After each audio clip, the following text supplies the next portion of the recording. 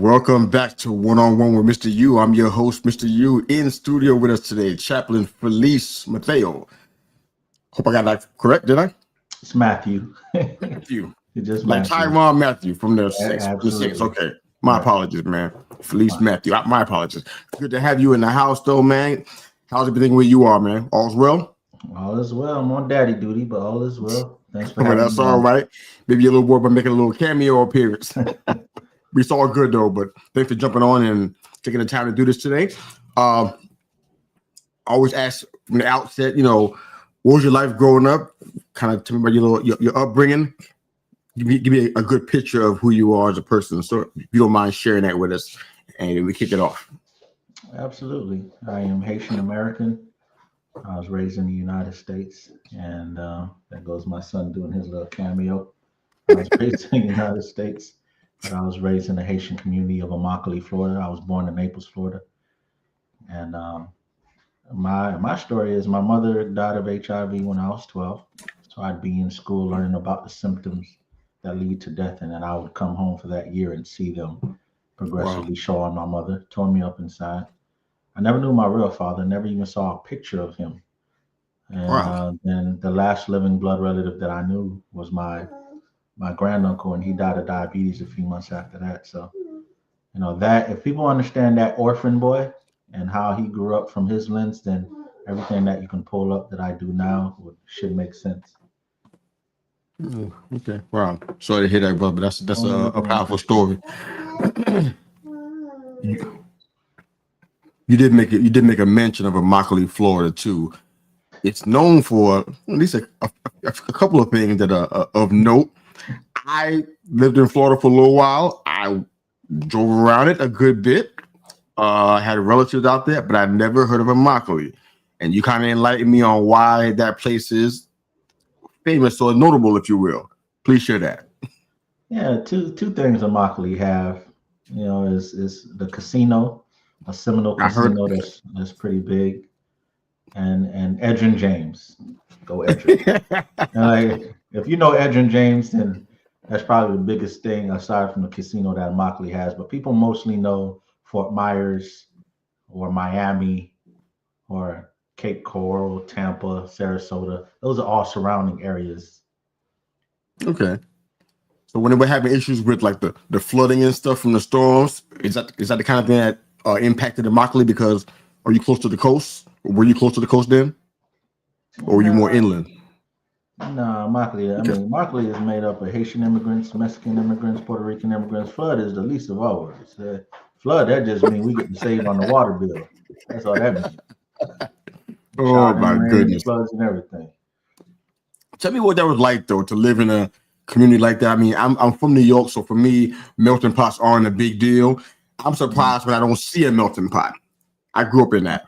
But you being in a community with Haitian Americans, like you said, Mexican Americans, etc. What was that like?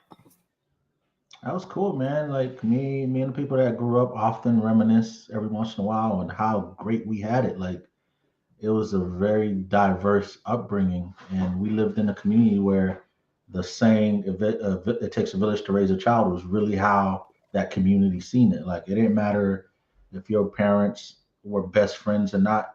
If that parent seen that child doing something, they would act like your parent, and vice versa. And it was kind of like it was messed up if it didn't happen, in that community, Gotcha. So from Americans to whites to Mexicans to Puerto Ricans, we were really, really family. Of course, you had your battles and you had your fights, like any upbringing with any people or any culture or whatever. But for the most part, it was love. It was real love. I wouldn't trade those experiences. Let me just share one quick experience. Like Yeah, please, man. I Please don't do. think New York, y'all probably have this for sure. But New York Maybe. is y'all got everything. But there was literally a party probably every day of the week.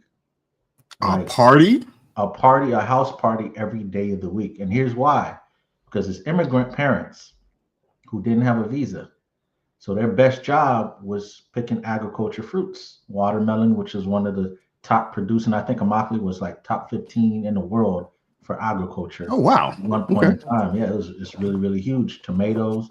So fast forward, a lot of these parents with these children, these high school children and younger, would migrate to other states when certain crops were in season. So what they did in this immigrant community, and the rent was like $75 a week, they would pay the rent out for like 6 months and migrate to, let's say, from Florida to Georgia or North Carolina, and then go pick. And the person that was left in charge of the house was a high school student, and we had dozens of houses. I say there was parties almost every day of the week, in summer, out of summer, in school. I don't think I'll ever experience anything like that again. I don't think I've seen that. So that's coming from a place that allegedly never sleeps. I never heard that before.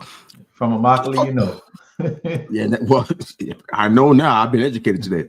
But in regards to the immigrant community aspect of it, I'm curious about. I don't know how much you know about it now, since being far removed from it.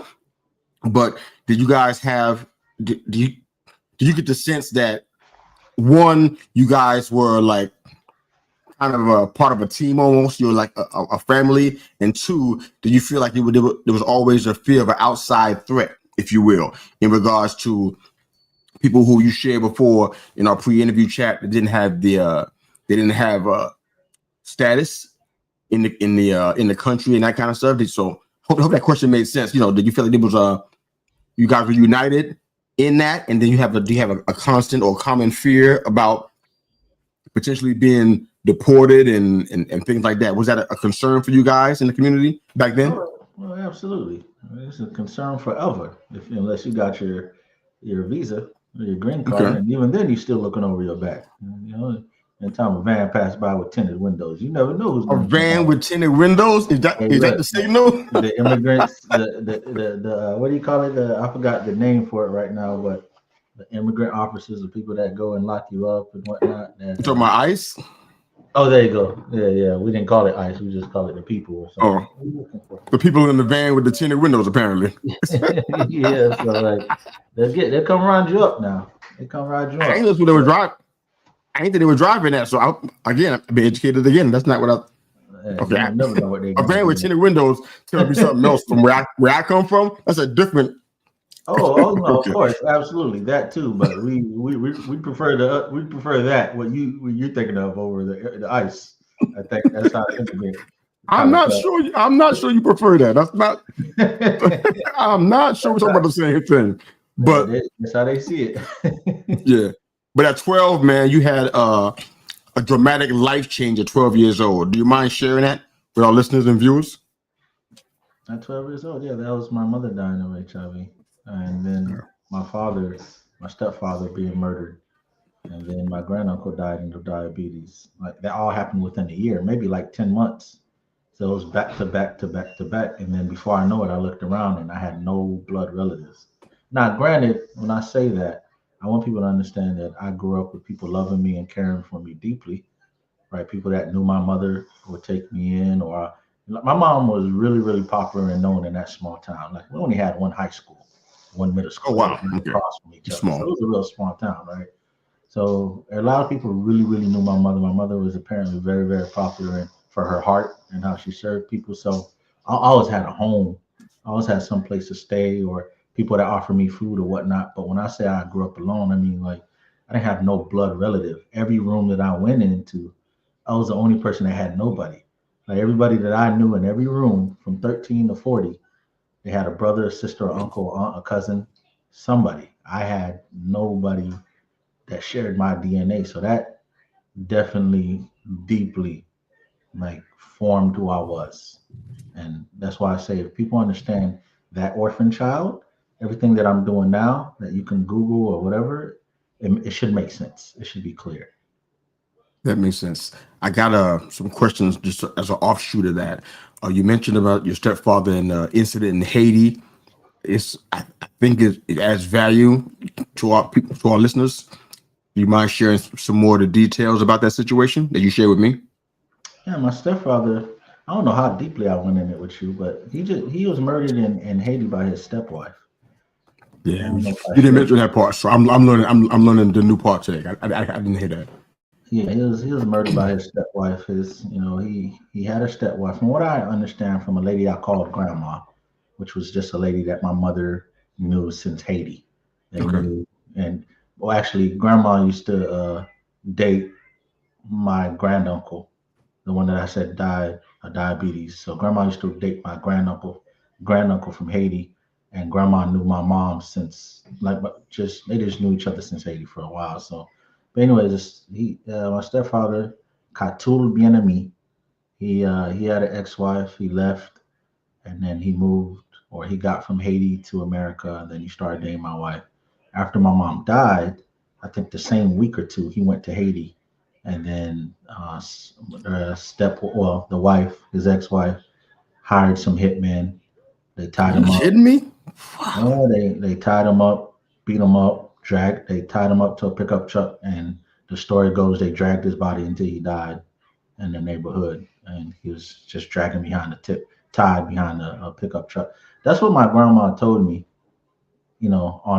On one of those That's hot horrible, man. couches at 13 years old. I think was I 13 at the time? I think I had just turned 13, and yeah, that's what. No, that's not true. It was at 12. My grandma sat me on the couch, one of those hot couches with the sticky plastic that Oh, sticks to you. New York had that now. Yeah. So I'll never That's forget it grandma's because couch. I remember that's right. You let that couch last 50 years. So I was on that couch. I remember getting up, the plastic sticking.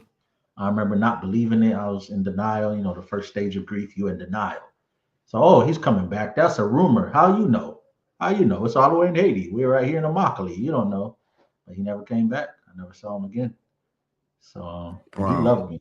That was a great man. My stepfather was a great, great, great man. Sorry to hear that, man. Was there any justice ever found on his No, behalf that you were aware of, or was just one of Haiti. those deals where? I mean, is there justice being found for Haiti now? Like in the grand scheme of America. Next question, right? I hear you. Yeah. No, that's fair, but at some point there will be justice. But no, I Oh understand yeah. what you're saying. Though. I understand Yeah. what you're saying. You mentioned PTSD. I thought that was a strange phrase, but only because when we deal with trauma or some kind of tragedy or something like that, or a bad climate where we live, we kind of just try to, at least from a personal standpoint, we try to just power through it. I got a lot of people who are in our listenership who I talk to, and they show signs of trauma from things that are going on in their life, but they don't, to be fair, I'm not calling anybody out per se, but they don't deal with it. They Yeah. kind of just power through it and hope that if they put enough stuff between it and them, they'll be all right. But you mentioned PTSD in regards to the idea of Haiti and potentially trying to go back there at all, or just thinking about it too much. Kind of get into what you meant by PTSD. I mean, we know what it means, but kind of share why you use that term to describe that situation. I mean, almost everybody that I know that's can be considered an immediate family or a very, very close family like type relationship died in relation to Haiti. My my grandma, I found out later because my wife made me do all these DNA tests, right? So I found out that I actually share the same name as my grandma, my first name, same exact spelling and everything. Well, my play grandma told me that she was murdered in Haiti by from voodoo and all this stuff because they wanted my grandparents' land. And then the very same Wow. day, well, actually, let me say I messed that up. My grandpa died first, and then the very same day, my grandma went to what they call, like a voodoo priest or something, and they said, "Don't go back to that land. Someone poisoned that land trying to get the land." And she went back to that land the same day and died in the same exact spot that my grandpa died. My uncle was a big time, I guess he was out at sea, very popular, very a tough guy, very ladies' man. He ended up being turned into, in Haitian culture, a zombie and working for the voodoo priests to the point where my granduncle had to go Wow. get his living body that was under the spell or whatnot and bring him home to bury him. My other uncle was murdered, and then my uncle had a sickness. My mom, they had theories that my mom got AIDS from a man that he messed with in Haiti. My stepfather was murdered, and then add earthquakes. hurricane and all that stuff, the last that I think my mom had four siblings. There was five of them. So if you compound all that, growing up as an orphan that became obsessed with relationships, that only has one child, Yeah.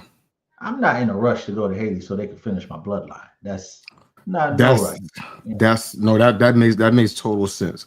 I'm gonna ask a wild question because I do that sometimes. All this is not really prescripted, y'all. Just letting you know, and I prefer it this way. This no, nothing I do is prescriptive on anything that I do.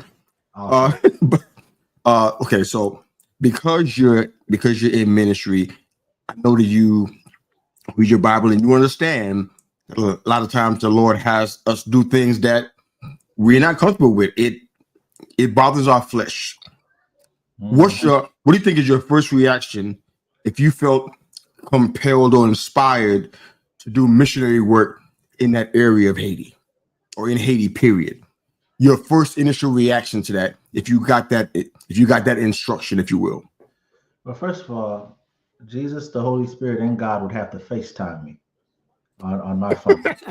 And then Honest answer. I'm good with it. Honest answer. listen, It's honest. I love it. listen. Hey, look, I believe in the whole inerrancy of the Bible. The Bible is the lamp before my feet. All the education, experiences, talents, traditions, expectations come second to what is revealed in Scripture. If God leads me to go, then I'm going. But just to be clear, it's not going to be because someone else got a message from God and they three-way call me, and it's Yeah, not going to. they ain't gonna get it. Nah, I it's not understand. going to be because someone feels or believes or their theology or their want. It's not going to be none of that. It's going to be as God leads me to You those need a burning opportunities. bush type situation to be happening. That's Oh that's yeah, what that's what yeah, you're talking yeah. about. It's got to be clear. It's got to be absolutely clear. And I've had many people who are close in doing missionary work in Haiti around me. Pastors group that I went to, I haven't been able to go now because I work on the weekends, but it's every Saturday. We used to meet up at 8 a.m. in a cabin with some judges, some lawyers, ex-cops, ex-chaplains. It's my father-in-law who saved me that goes to that group. There are plenty of people there that are doing well, not plenty. One or two people there that have done extensive work in Haiti and have a big old chain. So if the opportunity presents itself or I'm led, I think it would be very easy to get Yeah. into it since I'm not led there. Yeah, that's fine. That was just a thought because of all you were dealing with. Just wonder what your reaction would be because people deal with trauma a lot. Like I said, they don't always process it well, and some people just what they push as far back as possible. They don't want to deal with it until they kind of have to. You shouldn't do that. But You shouldn't do yeah, that. but how have the tragedies in your family shaped how you view and embrace family today? I think it's important because we can't. People talk about, especially on social media, we talk about the bad stuff all the time. We don't talk about what we did and how we worked our way, I guess, back to the land of the living, so to speak. Where we've gotten, some things behind us, and we understand that this is a process. But how have those situations you dealt with in your family shaped how you view family now? Well, we all know how our Lord and Savior operates. His our pain becomes his purpose, right? So, Without question. and trauma, generally speaking, without getting too clinical, either you go towards it or you go away from it. That's really what happens. If you grew up seeing your parents on drugs, it's either you're going to become a drug addict or you're going to want to have nothing to do with it, right? Those Right. towards it, away from it. So, and my trauma and not having the immediate family, which is responsible for creating your first layer of identity in your psyche, not having that, it had me trying to figure out who I am in this world, what my purpose is. So that led to my obsession, right? If I had a problem, if I went the other polar opposite, then I would have had a problem with commitment. It'd be impossible for me to be married for 15 years, do all that we've been through. It would be impossible for me to have long lasting relationships. But I went the other side, which has become obsessed with it. So from chaplaincy to becoming a family and marriage therapist or a culture consultant, all those titles really that I don't like to say, but I feel like I have to say to play the game, are just different ways where I serve the one thing, which is helping to keep whole families whole. Because I came from brokenness and I know and lived and learned in grad school the effects of it, and I am the walking statistic of it. So I want, especially in our Black community, for our children to grow up with both parents that are gospel fearing in the home, and that's the best success. That sets up your children way more than any money, any inheritance, any wealth. It's just the presence alone from both parents does amazing things, right? So that's how it really shaped me. In other words, it just made me really, really deeply passionate. And I grew up feeling like a curse, but now in hindsight, God is awesome, man. He gave me a level of depth, focus, and passion, and then I'm one of the people that gets to serve marriages and relationships these days to offer solutions to what people really, really need, problems that people really, really Ooh, have. excuse me. Yep, I love this, man. This is beautiful, and your family dynamic is changed. You got a family of your own now. I'd Mhm. love for you to share some of that story if you don't mind getting into it, because we can get in our head, like I said, we can get in our head about a lot of stuff, and you have turned the corner. In now you have a family of your own. How you got there was so awesome, though, with everything with your wife and stuff. You mind sharing that story on air? Is that okay? Yeah, that's fine. Yeah, go for Met it. my wife on a dating app. Well, it's not really a dating app, but I guess nowadays it'd be considered that. It was like a music software app. For the older, more mature people, there was Bearshare and Shariza. That's during the age of Napster, right? Or Napstar. That was during those ages. So you can go on this program and download music, but you could also have a profile for chatting. Now, I used to work third shift for like 4 years, from like 11 at night to like 7 or 11 in the morning. So I used to just download a lot of music and listen to it. But on this app, and the app was similar. We were both on similar apps, but it was different names depending on how you used it. So I was on Bearshare. She was on what they call Shariza, which was still Bearshare. It's just I don't know why it was named differently. So, anyways, it'll show you who downloads the same songs, and my wife's name kept coming up. I was like, she listened to a lot of the same music that I listen to this day. If my wife like it, most likely I like it. Like we just got the same like That's taste and amazing. ear for music, right? And That's she's a amazing. worshiper. Her whole family is like a Saint Lucian, Michael Jackson family. They all have spiritual gifts.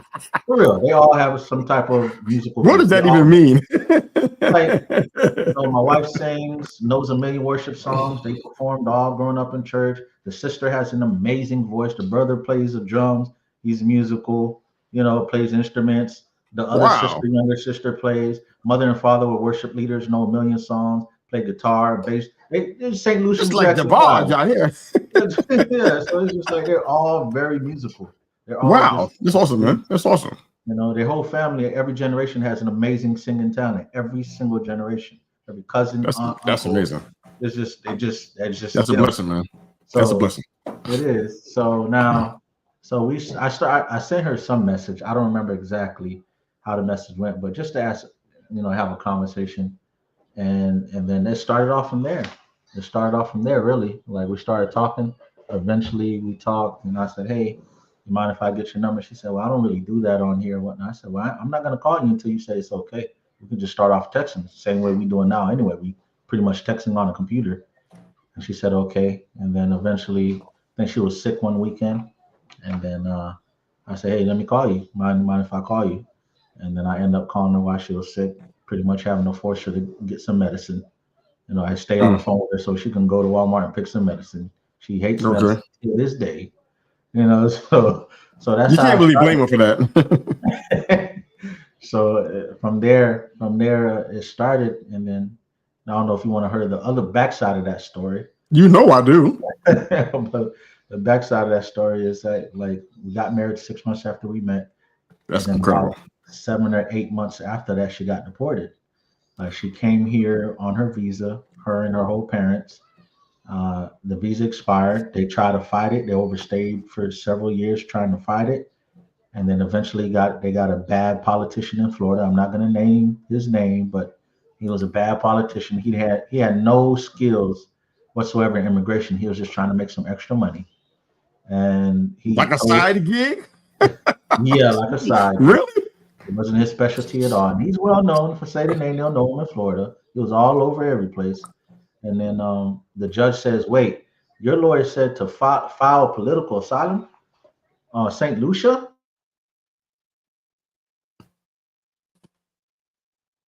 The whole case got denied, so the visa was denied. The only way to clear that was to go back, but it's trying to make a living, trying to have a better life. They overstayed, and then one morning, there comes that tinted van.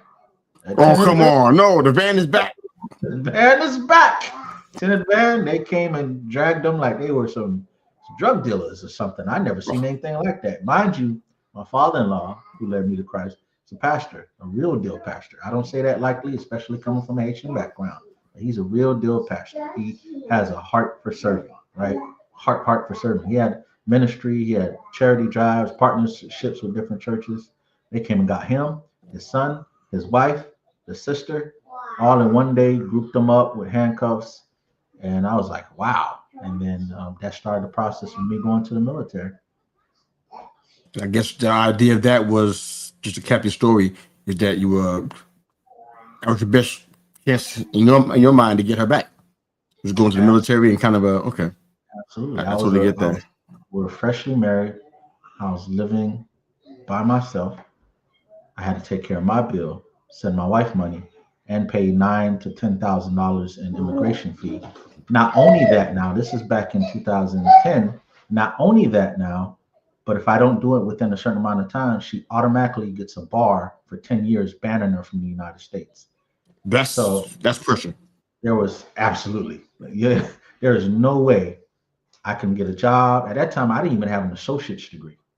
So there was no way I can get a job at that time, with my experience in education, that would be able to do all that. So I really considered the military because I had a close friend that was in the Marines Reserve, and he was telling me about the benefits in the situation. And then through his counsel, I did what I had to do to And get the military. how long did the process take after being in the military to get your wife back on US soil? About 4 years on Independence Oh, Day. yes. Ironically, that's why I'll never forget it. July 4th of 2014. That's when my wife returned, and she was deported. Well, I can't say she was deported then, but she was taken away from the home, and then she was in a cell waiting to be deported in September or October in 2010, and she came back July 4th, 2014. Ironically, Independence Day. I guess my only follow up question about this is, when's the book come out, dude? That sounds like a repeat from earlier when I was watching you live. Yeah, I mean that was it. The story made itself.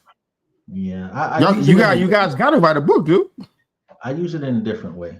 I use it in a different way. We use that to kind of make some lesson points in commitment and covenant marriage versus contract. And it Yeah. brings some validity to what we're doing because it's look, we did not have it 4 years apart, only seeing each other two times physically with 19 months apart each time. It's either you want it or you don't at that point. Copy that, man. Let's get into that, man. So, you went and got your master's in marriage and family therapy. You went ahead and did the do. I know for me, I'm like, the idea of getting another loan don't make sense in my brain, but you had to do that because, well, you shared one reason earlier, but we got so many coaches and mentors out here. We talked about it in our pre-interview. Right. They all out here, and if they have any kind of story, they consider themselves a coach or they anoint themselves as coaches and mentors, and and counselors. It's just crazy. But you went ahead and did it, even though you had the ability to still do it with validity and teach it. You went ahead and got the paper. So tell us about the what you're doing with this. I guess we can call it a business, right? I mean, that's Yep. so. Tell me about what you and your wife are doing. Well, essentially, what we do is help couples communicate fairly and respectfully the gospel centered way. We created a course, we have workbooks and whatnot, but essentially, we're just trying to help whole families stay whole. And I think this, I thought this before I got married as a 13-year-old kid. Number one problem in relationships, especially marriage, is poor communication.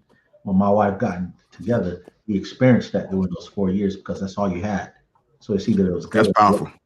right? So we got to be in a vacuum. You know what I mean? We got the hyperbolic time chamber on that. So all we do is we kind of help ministries, teams, couples deal with that problem. And I will say this is more my vision than my wife's. We work together in every aspect for sure. But this is something I've been obsessed with 13 since I was 13, about 20 something years before I met, well, no, not 20 something, about 15 something years before I met my wife. My wife's vision is more events for couples, like date nights, vacations, photography, capturing beautiful moments. That's what she brings as an event organizer. But I do a lot of the teaching on aspects on what it takes to have a gospel centered marriage and to offer solutions to these problems that come up that manifest through poor communication. So what led me to the therapy thing is it just opens up different doors. That's all I see titles as really at this point. It just opens up different doors. Some people care about it, some people don't. When I was going through the imposter syndrome, right, even after credentials, You too? oh Lord. And I had someone tell me, a real, successful businessman, and he said, "Look, the trajectory of times right now is changing. It's going back to the trades type times." And I said, "What do you mean by that?" He said, "Before it was degrees, it was credentials, it was certificates. I'm not saying that doesn't matter and you shouldn't have it, but let me ask you a question. If you're stuck on the side of the road with a flat tire and you don't have a spare tire, and I come and I say, 'Hey, here, I got the spare tire. We have the same make and model.' Are you going to ask me if I'm a mechanic?" And I say, "No, because why?" I said, "Because you have the solution to my problem." He said, "That's what really matters. You're going to meet people that want to see credentials. You're going to meet people that want to see certificates. But at the end of the day, an expert is defined by their expertise, education, and their experience and their ability to solve problems." So I think education is important, but I also listen to people without degrees. Some of the best lessons I've learned in life were from crackheads. They told me not to do crack. That was a great lesson. You know what I'm saying? Like, so I learned from Thank you. anybody. I learned from anybody and everyone. However, you got to be mindful that just because you can teach, don't mean you teach well. And not everybody's as Yeah. dedicated as other people. There are some people in the NBA that are lazy and they poor work ethic. They're not as skilled as people that's probably playing.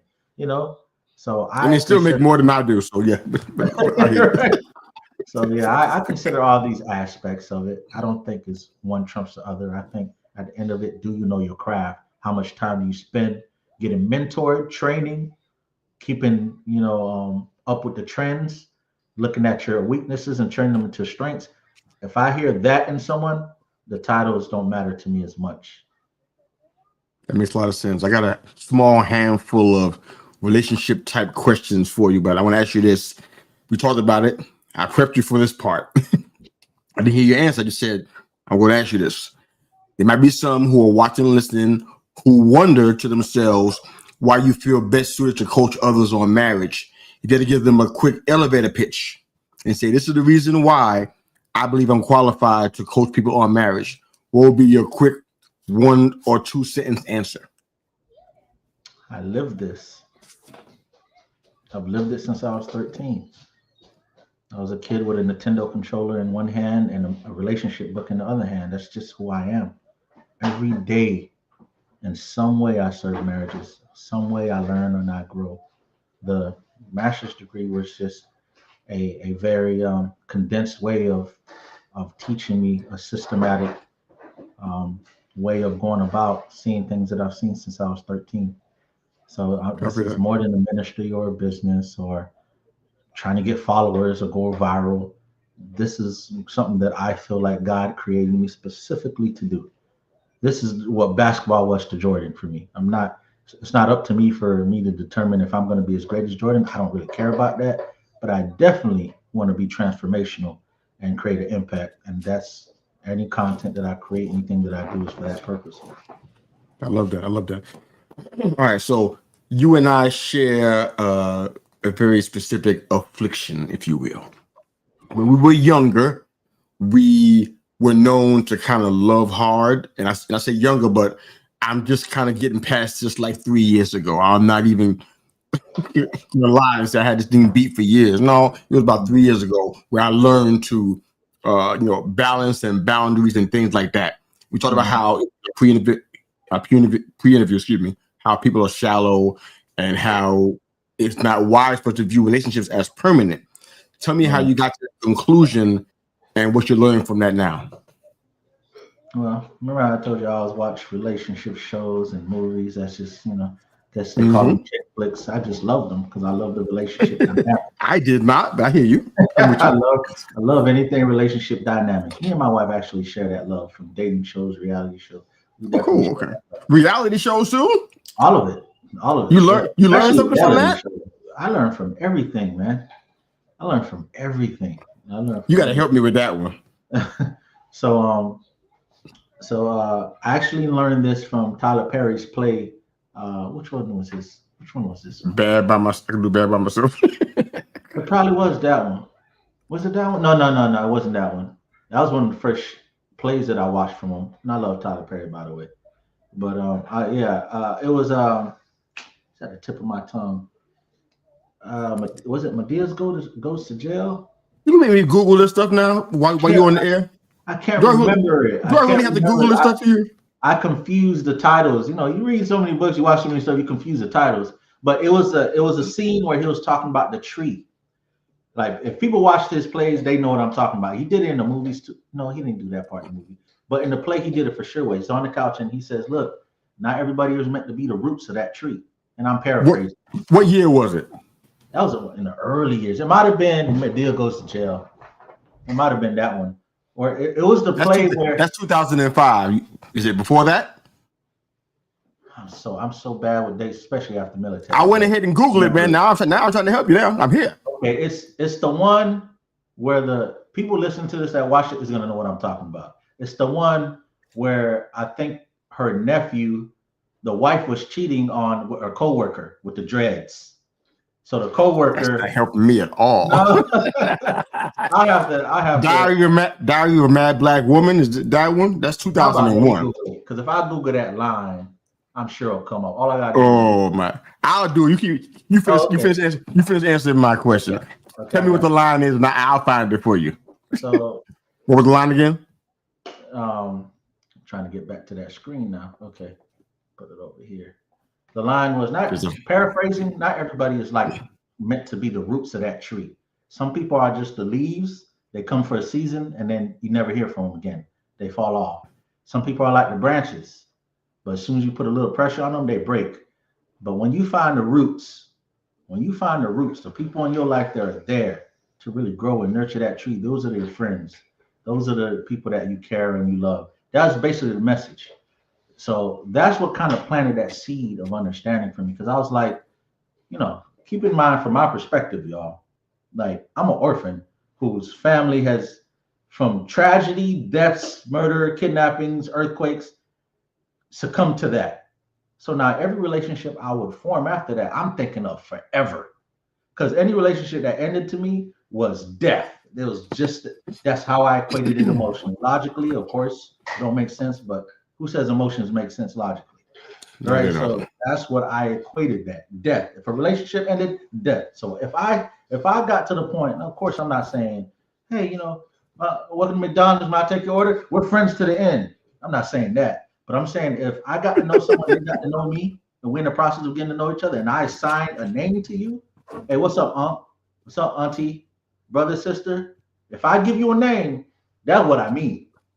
There's nothing you can do to get me to stop loving you. There's nothing you can do to turn me away. There's nothing you can do to stop me, making me pick up the phone call. I may not help you in the same capacity, but we're in it for life. But then I realized, who says everybody deserves that? That's powerful. That's powerful. I mean, we're all human, but who says everybody deserves that? Because there's certain type of accountability that everybody has, right? I can't be working at a job and expect to get paid 6 figures a year, but I'm always late. I gossip in the workplace. I don't do my job well. I don't take correction well. But you better preach, boy. But I want 6 figures in a raise. No, yeah, I don't think so. Every relationship requires responsibility on both parts. So if my part is to be loyal, then the person that I'm being loyal to has to display attributes worthy of being loyal. Just like if I want a 6-figure raise or a 6-figure income and raise and recognition, then it's the responsibility of that employer to recognize and et cetera, but it's responsibility of me to perform at that level. So when I started realizing that people were expecting what they wasn't giving, and not everybody deserves the same level of what I want to give them, then I started to be more detached. So now I'm more introverted and detached and very selective into who I bring into my circle because I know what I can give and I know how I can endure. And I don't think everybody's worth that type of endurance. Yeah, For me, capacity is super important. All right, I got 4 more questions. I gotta get them in. You're uniquely qualified to answer those questions. But to answer your question, name of the player is Medea goes to jail. okay. See, That's okay. Destiny. So I think you already said that. I think you had that actually right. So that's perfect. Okay. All right. So I got 4 questions. I'm just gonna try to get these in before we close out. So all right. So you mentioned about marriage, saying it's not about being happy. I love the your take on that. What's that mean that marriage is not about being happy? What's that mean? Well, what it doesn't mean is that you're supposed to be married forever and be miserable. It's not. People always go to that place as if that's the only other option. No, that's not what I'm saying. What I mean is, I don't believe God designed marriage primarily focused on our happiness. I believe that God designed marriage primarily focused on saving our souls, which often includes character development, spiritual development, maturity. Very good, sir. It's good. It's really good. All right. All right. So here's a good one. All right. So you mentioned, well, I asked you about what's one of the biggest victories that you and your wife have seen in your marriage coaching, and you had a fantastic story that you shared. Brief, but it was really good. Love for you to share that now. I kind of mentioned it earlier. It was making it through 4 years of long distance marriage. That was definitely This our was make about or break. somebody else. This story was about a client. Your other story. You don't remember it? The first breakthrough for me was that. Oh, you started breakthrough with a client. Yeah, your biggest victory in your coaching. Oh, in the coaching. Yes, sir. Oh, okay. I don't remember that. I used the word coaching and you blanked out. See, I should have found a different word. I know how that word triggers you. I don't remember that, but anytime someone sees relationships from God's view versus the world's view, yeah, is a breakthrough for us. Because the world will say, hold grudges and don't forgive. Treat people like, they treat you. That's the message of the world. God says forgive 77 times, 7 times. Imagine which one is going to be better for creating a loving relationship, which idea. So no doubt. anytime someone has more light to what Jesus, God, the Bible has on relationships versus what the world, and we're able to break that paradigm, that's always a win. I love that. If you were not doing marriage coaching, what would you be doing? Probably a full-time video gamer. You what? Really? Seriously. The VA, the Department of Defense and all that signed millions of dollars in contracts for what they call video game therapy right now. And if, just in case y'all don't know, if the military is spending money on it, it's something that is going to catch on for a lot of organizations because a lot of these government grants are going to want that pool of money. So what they're saying is that's very effective therapy for PTSD. That's very effective therapy for adolescents and teens. I know the older, more mature generations look at gaming with the stigma, but right now, a lot of counselors, a lot of organizations, a lot of businesses are applying video gaming with therapy. Now, here's a real life story. That's the clinical and all that stuff. But I was often left in a trailer as an 11, 12-year-old kid a month at a time with nobody, absolutely no adult. I was by myself for that stretch of time. Now, we all know how solitude breaks even the hardest of criminals in the toughest prisons. Just put them 23-hour lockdown and they're crying and they want to get back to the population. Solitude has an effect on the psyche. Well, so does life and not being able to deal with certain situations. Video games provides that gateway. Well, that's interesting. I mean, I'm down for a good game of Donkey Kong myself. I mean, don't get me wrong. But as far as the new level of gaming, I'm not there. I mean, I don't want to be doing that much shooting stuff and running folk over with my car and picking up hookers. I don't want to do any of that stuff. But I'm with you though. I said Madden earlier. Oh, big man, I haven't been there, man. I haven't experienced Madden. That was after my time. Oh, okay. I missed that window. I got you. I was doing Atari and ColecoVision. I was Madden. Like what? I don't think even ever played Madden. I'm out of that loop, man. But hey, I'm old. I own it, man.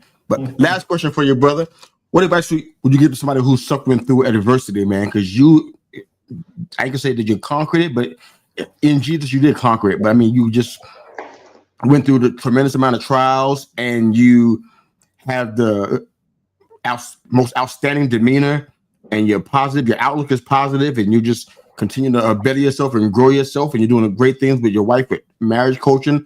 I mean, you're a picture of what it looks like to go through adversity and suffer through it and not let it become the place where you hang out. You know, you go through it and you keep moving. What kind of advice would you give to our listeners and viewers who are suffering through adversity right now? Dig through it. Don't bury it. Dig through it. Do not bury it. There was I don't know, some of y'all may remember 9/11, right? The tragedy that I'll never forget it. right. Imagine the lives that were lost and the lives that weren't lost that were affected permanently. Do you know they really just brought in one guy to deal with that? That one guy was a head of a team, but they brought in one guy, Dr. Vanderkolk. He wrote a book called A Body Keeps a Score. So mind you, one guy to deal with all that trauma that affected so many different people, so many different states. He's the leading trauma expert in the world. You know, without all the clinical stuff, you know, the number one thing he says to help people get through all types of trauma. By trauma, it could be rape, murder, kidnapping, you name it. Anything that severely and reoccurringly affects you, triggers you, and affects every relationship, that's a trauma. We all have it in some way, shape. You know what the number one tip he said was? Talk about it. Talk about it. This is the leading trauma expert in the world. He says, talk about it. Let me break that down a little bit. Do you know that when two people talk about their trauma, brains are healing each other? Isn't that crazy? This is not just something I'm making up. You can research it. You can even read the book. There's stats, so much stats on it. People don't laugh about. I mean, he's the leading expert in the world. He has all these studies that have to be peer reviewed. Talk about it. Now, do you know that keeping stress in can cause cancer, can lead to cancer? Oh, yeah. Okay. I believe that. Definitely. There you go. So what we tend to do, especially in the Black race, right, in the Black community, is we don't want to seem like crazy. Only the crazy people go to counseling or therapy. Or you're weak. You're weak. And you're going to, oh, man up. Or toughen up. Or, well, you're hurting yourself. So if I were to tell you the number one thing that really helped me deal with a trauma as a 13-year-old, 12-year-old, whatnot, is I talked to so many people about it. I freely shared my story, not to just anybody. No, hey, you want number one? You want fries? Oh, let me tell you about this, man. No, not like you see that run-in joke I did again. I grew up on comedy, man. That's the first piece of my identity that I knew. A lot of people know my deep side. They don't know I'm so goofy. My wife would be like, I know y'all love my husband's advice, but he is so goofy. He's such a nerd. I'm such a nerd. I'm trying to tell you. But anyways, stay on. I feel you. Nerd to nerd. We here. So we're connecting, bro. I would always see the person that had what I wanted, whether it's a skill or ability, whatever, and I would talk to them and we'd form these relationships. I would share my story. You know, if it was a mentor, if it was someone that had a basketball skill, someone that had money, a status, someone that moved out of the environment that I was, if you had something that I need to know, I was all ears. And then we would form a relationship. I would transparently be who I was. And in the process of that, I shared my story. So you start to bleed the poison after a while. A lot of what we do is we hold it in, thinking, just like you said, enough time passes. Look, if you got a bad transmission in Florida and you drive to California, you did not leave your bad transmission in Florida. That's good, man. I love this, man. This is a fantastic conversation. I'm going to ask you to jump on to our YouTube channel in the comments section under the episode and drop all your information, your links, so people can find you. I don't have it in the show notes this time around, but let everybody know verbally where they can find you. And by the way, your little man did great today, so shout out to him, man. He did great, man. Beside the cameo, he did a good job. Give him a big hug from the rest of us, man. But let everybody know where they can find your social media links and everything, and then have you drop those in the YouTube channel so they can find them again in case they don't catch it right now. But go ahead. Absolutely, I appreciate that. Thanks for having me, man. It was dope. Hey, my pleasure, man. I love your style for sure. Transparent, just people centered. Absolutely. Thanks for having me. Come back anytime if you have me. You could find everything that you need to know about us on marriedasone.com. That's married as it's spelled, as it's spelled, and one, the word, not the number.com. That could lead you everywhere. And we also married as one on Instagram. You can find us there. And we're just started focusing on growing our YouTube because we feel like that's a way to serve more deeper than Instagram or Facebook. So That's correct, right? we're yes, sir. That is correct. Thank you. So we'll be growing our YouTube channel too under Marriage Sharing, our nonprofit. But Okay. marriedisone.com will take you everywhere, or Married is one on Instagram is where we do a lot of our content at right now. Okay. Well, I'll be following you on both of those. Likewise. Immediately following this, man. But thank you again for jumping on here. I'm pretty sure our paths are going to cross again. I'll be surprised that they don't. This has been great for me, and hopefully it was good for you as well. But yeah, this was a blessing, man. But for all the viewers and listeners and everybody jumping in the comments section, thanks again for continuing to watch our show and listen to Chaplain Felice and his incredible story. Thanks for supporting our YouTube channel. Please hit the subscribe button. Helps us keep putting out good content like this. So we're grateful for you guys, and thanks for listening. The Chaplain and Mr. U, we're out of here. Have a good one.